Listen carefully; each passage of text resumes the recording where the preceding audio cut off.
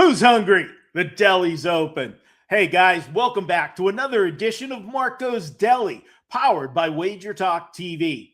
Hey guys, I want to thank you. And if you really enjoy watching these videos, do me a favor, hit the thumbs up button or leave me a comment. Doing one or both really helps out the channel and I appreciate it.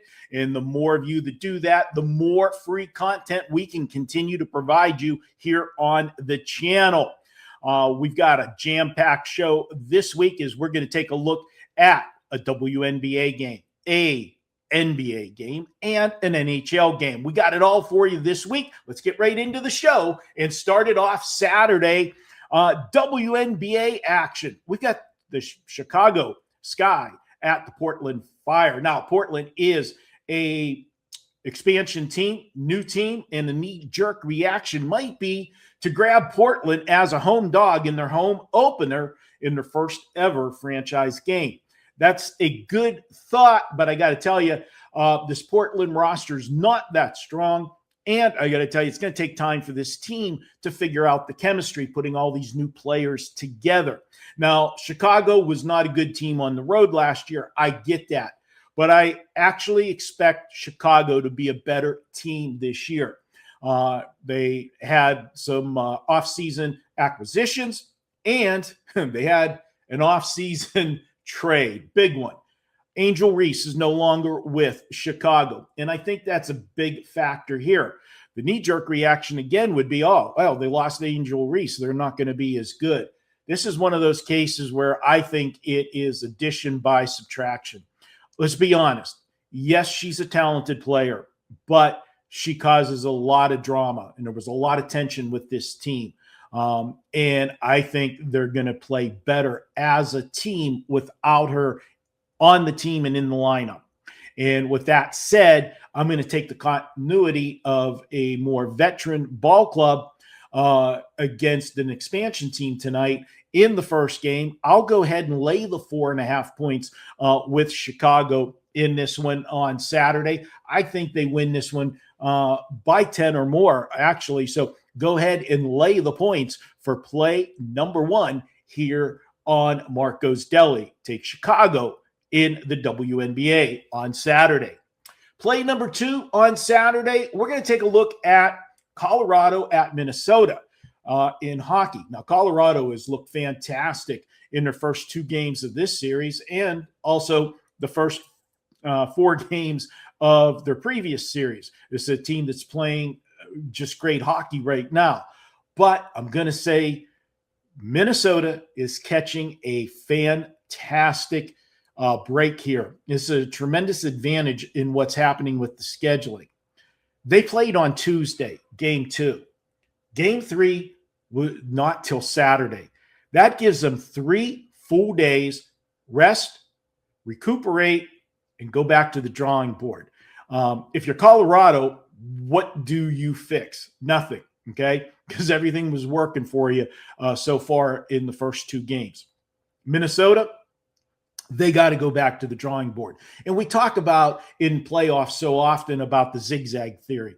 What makes it work and why it did work so well and why it is. And the reason for that is when you're the winning team, what do you change? You don't. You go with your same game plan because it's working until it doesn't. If you're the team that's not playing well, you make changes and you try different things. And the advantage to you is the opposing team doesn't know what you're going to make the changes to. Now, generally in playoffs, you're playing every other day. So it was really tough to go in and change things, okay? You can't just change a whole scheme in one day. And especially if you're playing back and forth and you're traveling, you don't have the time to do that.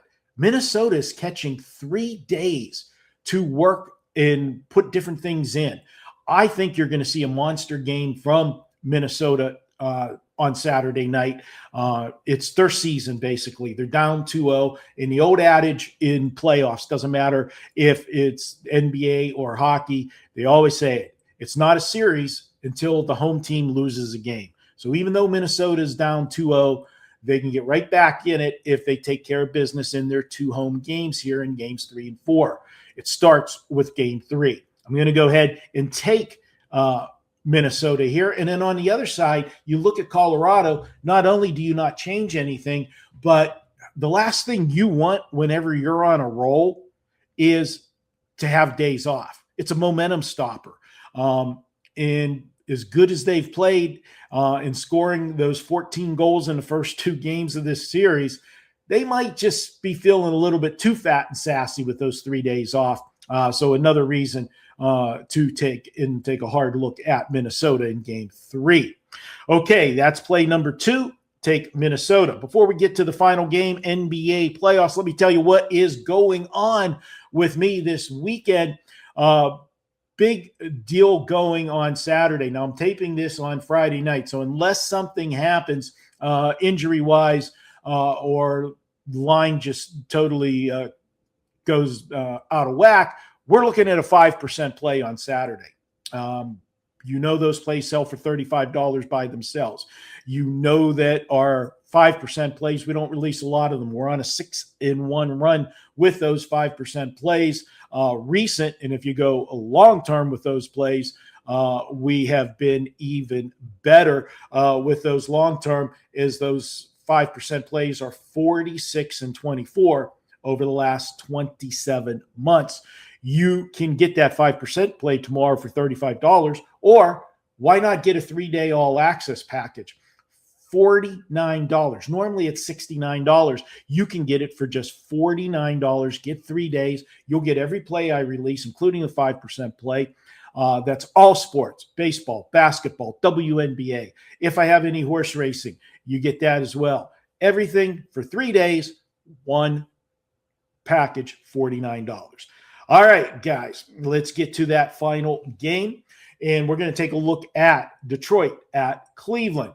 Here's another one. We talked about it in the NHL with Minnesota being down 0-2 returning home. We've got Cleveland in the same boat. And I expect a big effort from Cleveland in this one. And if you watch those 2 games in Detroit, Cleveland fell behind big early on in both of those games. And it forced them to put up, in my opinion, way too many 3-point shots. In the first game, because they shot so many 3-pointers, they never got to the foul line. There was a huge discrepancy in foul shots in that game, as Detroit got to the foul line like almost 20 times more than Cleveland. That was a big edge in game 1. Game 2, they had a little more balance, but the 3-point shots that they did shoot, they were pathetic from 3, and Detroit shot 50% from 3. Just insane shooting from Detroit. As good as Detroit shot in that game, in Cleveland falling behind early, they still come back and tied the game in the 4th quarter. And every time Cleveland made that run and got it to tie or a 1-point game, Detroit would hit a 3-pointer. They hit a big 3-pointer at the end of the 3rd quarter that stopped the run that Detroit was on. They hit it right at the buzzer, and they did it a couple times, putting up a 3 at the end of a shot clock and drilled it. I just don't see Detroit having everything go their way once again in game 3. I'm going to go ahead and look at Cleveland in this one. And you know what? They've been, home road dichotomy in the playoffs this year.